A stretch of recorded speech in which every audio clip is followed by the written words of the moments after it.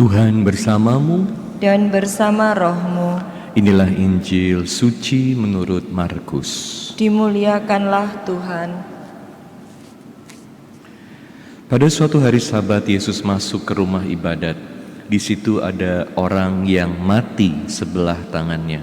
Orang-orang Farisi mengamat-amati Yesus kalau ia menyembuhkan orang itu pada hari Sabat, supaya mereka dapat mempersalahkan dia. Kata Yesus kepada orang yang mati sebelah tangannya itu, "Mari, berdirilah di tengah."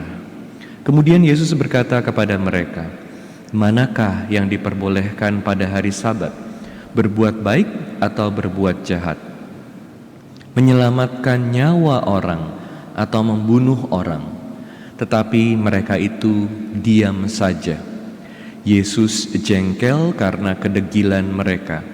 Dengan marah ia memandang sekeliling, lalu berkata kepada orang tadi, "Ulurkanlah tanganmu." Ia pun mengulurkan tangannya dan sembuhlah seketika. Lalu keluarlah orang-orang Farisi dan segera bersekongkol dengan orang-orang Herodian untuk membunuh dia. Demikianlah sabda Tuhan. Terpujilah Kristus.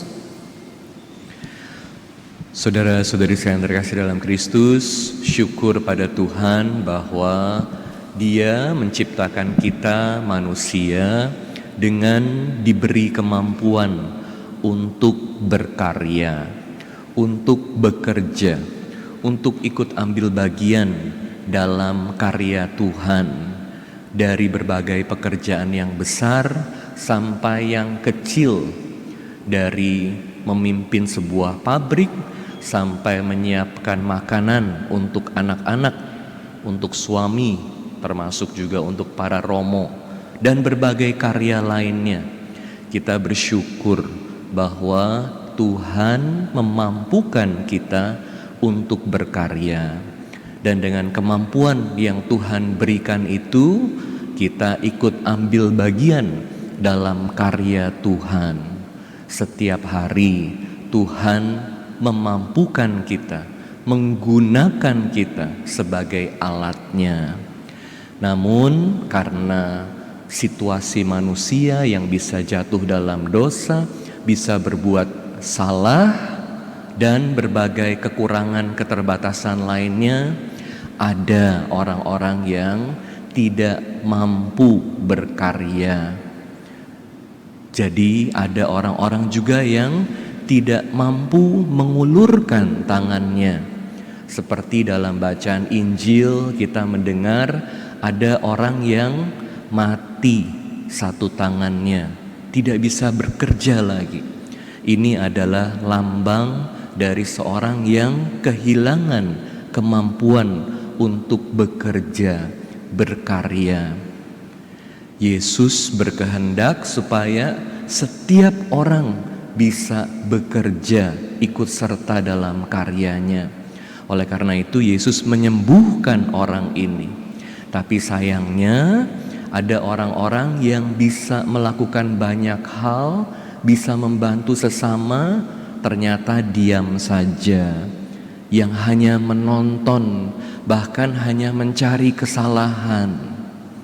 Kita diajak untuk bukan hanya menonton, bukan hanya diam saja, tapi bisa melakukan sesuatu juga untuk mereka di sekitar kita yang tidak bisa mengulurkan tangannya, tidak bisa berkarya. Apa yang kita lakukan buat mereka? Seringkali tantangannya sangat besar ketika kita harus memperbaiki sebuah situasi. Kita seperti menghadapi Goliat. Kita berpikir, apa yang aku bisa lakukan di tengah situasi yang sangat sulit ini? Apalagi dalam situasi COVID-19 ini ada begitu banyak tantangan, seperti menghadapi Goliat.